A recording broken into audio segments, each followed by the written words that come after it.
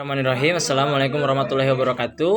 Di sini saya akan meresum makalah tentang teori pelajar kognitif pembahasan pada pagi hari ini.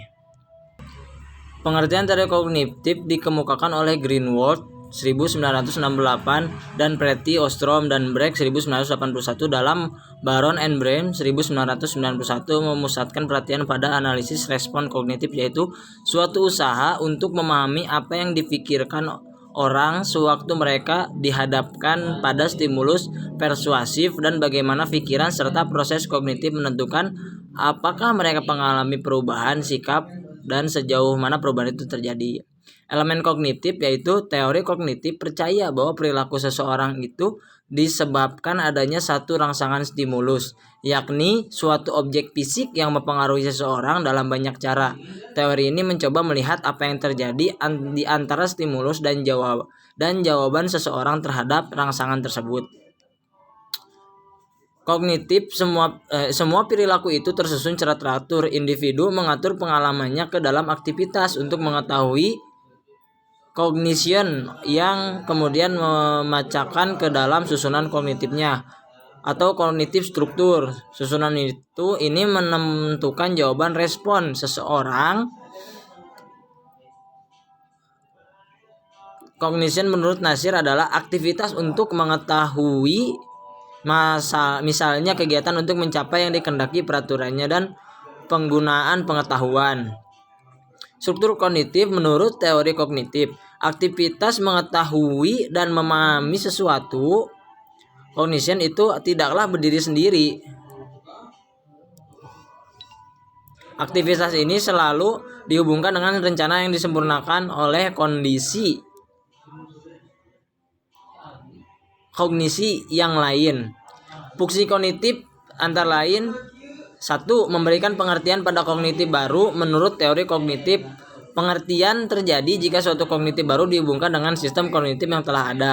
Kedua, menghasilkan emosi. Interaksi antara kognisi dan sistem kognitif tidak hanya memberikan pengertian pada kognisi saja, tetapi dapat pula memberikan pengertian pada kognisi, memberikan konsekuensi yang berupa perasaan, misalnya perasaan yang senang dan tidak senang.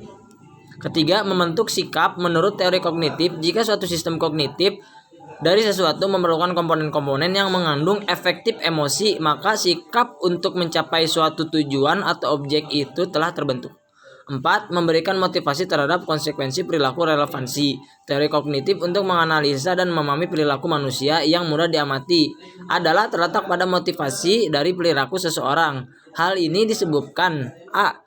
Perilaku tidak hanya terdiri dari tindakan-tindakan yang terbuka saja. 2. Perilaku itu dihasilkan oleh ketidakselarasan yang timbul dalam struktur kognitif.